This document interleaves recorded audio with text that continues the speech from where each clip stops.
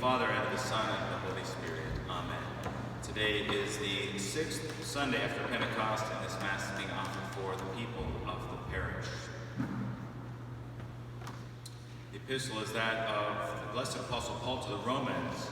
Brethren, all we who have been baptized into Christ Jesus have been baptized into his death. For we were buried with him by means of baptism into death, in order that just as Christ has arisen from the dead through the glory of the Father, so we also may walk in newness of life. For if we have been united with him in the likeness of his death, we shall also be so, or we shall be so in the likeness of his resurrection also. For we know that our old self has been crucified with him, in order that the body of sin may be destroyed, that we may no longer be slaves to sin. For he who is dead is acquitted of sin. But if we have died with Christ, we believe that we shall also live together with Christ. For we know that Christ, having risen from the dead, dies now no more. Death shall no longer have dominion over him. For the death that he died to sin once for all. But the life that he lives unto God. Thus do you consider yourselves also as dead to sin, but alive to God in Christ Jesus our Lord. And the continuation of the Holy Gospel according to St. Mark. At that time, when there was a great crowd with Jesus and they had nothing to eat, he called his disciples together and said to them, I have compassion on the crowd, for behold, they have now been with me 3 days and have nothing to eat. And if I send them away to their homes fasting, they will faint on the way, for some of them have come from a distance. And his disciples answered him, How will anyone be able to satisfy these with bread here in a desert? And he asked them, How many loaves have you? And they said, 7. And he bade the crowd recline on the ground. Then, taking the 7 loaves, he gave thanks, broke them, and gave them to his disciples to distribute. And they set them before the crowd. And they had a few little fishes, and he blessed them and ordered them to be distributed. And they ate and were satisfied, and they took up what was left of the fragments, 7 baskets. Now those who had eaten were about 4,000, and he dismissed them. And thus far the words of the Holy Gospel.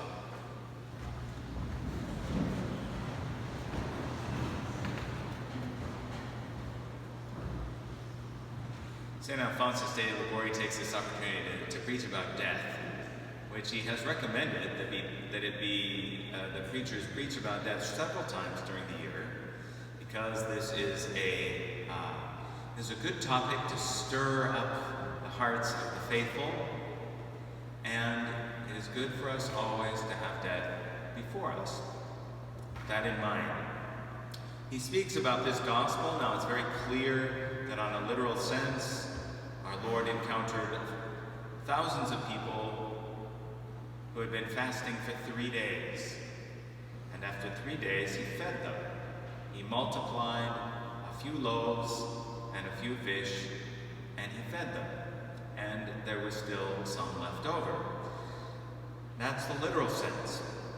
But the mystical sense is that in this world there is no food which can fill the desire of our souls. And in fact, we might get a taste of this if you happen to be doing the Let Freedom Ring 40 Days to Freedom from the Devil. You notice I have many copies of that back there. If you happen to be doing this, and if you are going all in, as Father Heilman says, well then you're fasting 3 days a week. Perhaps you're fasting 2 days a week. Perhaps you are abstaining 3 days a week, or 2 days a week, or 1 day a week as you're able. Perhaps you're doing something. But what you might find, or what you might remember from Lent, is that it's easier not to eat at all than to eat just a little bit. Because if you're not eating at all, you've lost the taste. And you might even think sometimes when you're not fasting, well, it's dinner time, but I'm not really hungry. But somebody places a little appetizer before you. You just have that little appetizer, and then you're hungry. That word, appetizer itself, refers to the opening of your taste buds. It stimulates your taste buds, and it makes you hungry. But once you get that little taste of salt or fat or sugar, you can't get enough. And in fact, if you're eating food that isn't nutritious for you at all, you just can't get enough. It tastes so good, and you never feel satisfied. And yet, you're not feeding yourself with something that will satisfy you. And so it is with the things of this world. They do not satisfy. We can never have enough. All the goods of this earth, riches, honors, pleasures, delight the sense of the body, but they cannot satiate the soul, which has been created for God, and which God alone can content. St. Alphonsus continues, the goods of this world are but apparent good, which cannot satisfy the heart of man. The prophet Ageus, or Haggai, says, you have eaten and have not had enough. Well, instead of satisfying your hunger, they increase it. These, says St. Bernard, provoke rather than extinguish hunger. These are like those appetizers. They provoke rather than extinguish hunger. Well, if the goods of this world made men content, well, then the rich and powerful would enjoy complete happiness. But we all know, and experience shows us, the contrary. We see every day that the rich and powerful are the most unhappy of men or women. They are the most unhappy.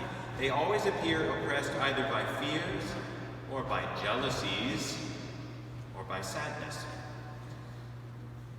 And this begins in the very beginning. But listen to King Solomon, who abounded in these goods. He had so many worldly goods, but he writes, and behold, all is vanity and vexation of spirit. He tells us that all things in this world are vanity, lies, and illusion. They're not only vanity, but also affliction of spirit. They torture the poor soul, which finds in them a continual source not of happiness, but of affliction and bitterness.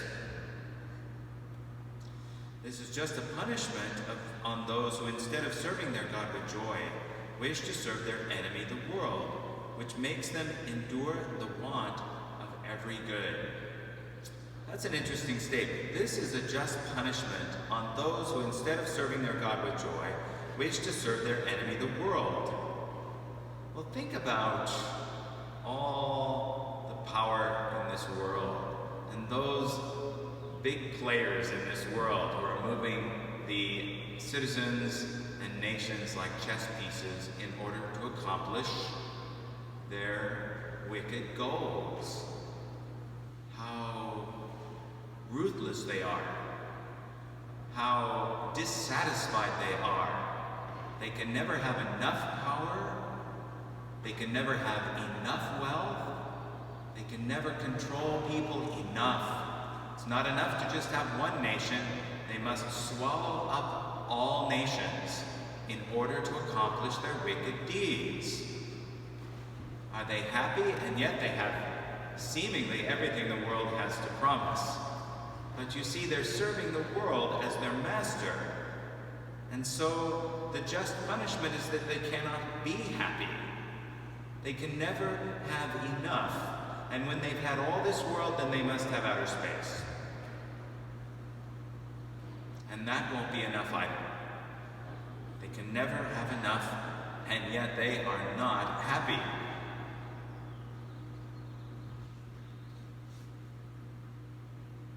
Deuteronomy tells us, Moses tells us in the book of Deuteronomy, because thou didst not serve the Lord thy God with joy and gladness of heart, thou shalt serve thy enemy in hunger and thirst and nakedness and in want of all things. We can have so much, and still we want more. What can possibly satisfy us? Well, the goods of this earth cannot satisfy us. And so we must always seek more and always be unhappy. St. Thomas Aquinas speaks about the difference between God, the sovereign good, and the goods of this earth. And the difference consists in this, that the more perfectly we possess God, the more ardently we love Him. The more perfectly we possess God. We're not talking about the things of the world now. We're talking about possessing God. And the more perfectly we possess Him, the more ardently we love Him. Because the more perfectly we possess Him, the better we comprehend His infinite greatness. And therefore, the more we despise other things. But when we possess temporal goods, we despise them, because we then see their emptiness, and we desire other things which may make us content. In other words, you want all this stuff, but once you get it, you despise it. Oh, I should have bought that brand instead of this brand. Oh, I should have gotten that model instead of this model. Oh, this model's out of date. I need something better. I need something newer. I need something more powerful. I need something more attractive. I need something that's going to impress my neighbors more than this one. And yet, you think of how much you already have, and you despise it, because it does not satisfy. The prophet Hosea tells us that the world holds in its hand a deceitful balance. A deceitful balance. We must then weigh things in the balance of God and not in the balance of this world, which makes them appear different from what they are. We see something that looks attractive and we want it, or we taste a little something that tastes really good and we know it's not really good for us. But it's not Lent and it's not Friday, so let's just eat that entire chocolate cake and that entire tray of appetizers.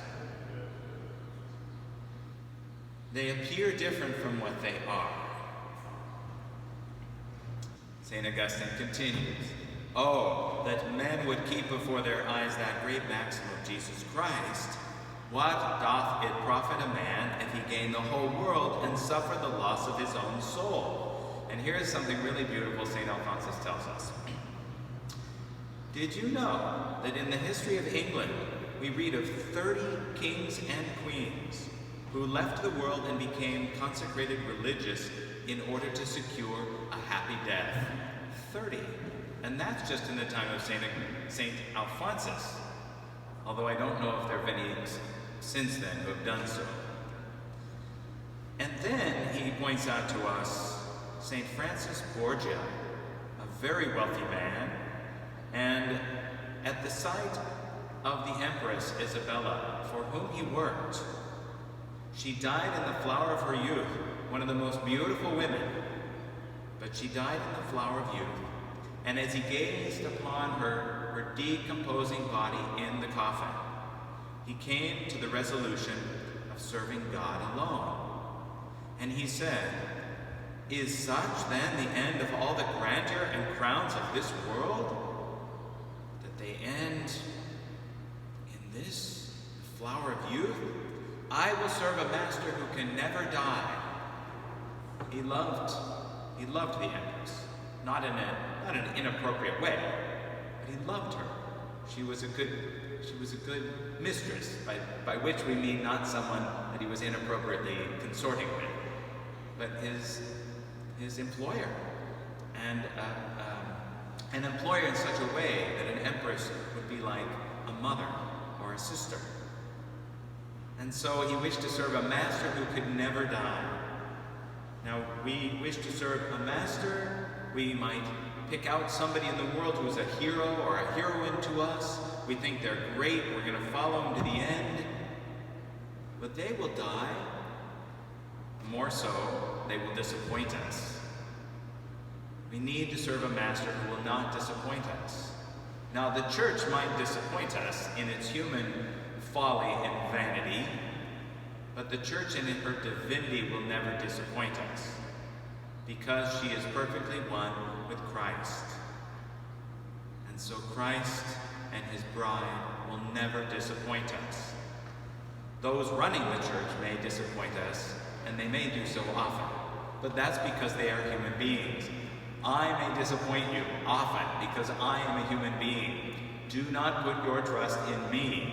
Put your trust in the Lord, whom I strive to represent in a very imperfect way. We must have our eyes on the Lord, who alone can satisfy. The bread that he gives satisfies in a way that we cannot describe with words. But when we are filled with that bread that satisfies, the life blood, the blood of Christ, the body of Christ, his soul, his divinity, when we possess God perfectly, we want for nothing more. And you know, you can live that way. You can live in this world wanting nothing more. All the goods of this world should point to something greater. Let us not love the goods of this world. Let us not hunger and thirst for those things that do not satisfy. God alone can satisfy. Let us hunger and thirst for him, and he will provide. And you can get a glimpse of heaven on this earth if you are willing to. And there is a cost. There is a great cost, but the rewards are infinite. In the name of the Father, and of the Son, and of the Holy Spirit. Amen.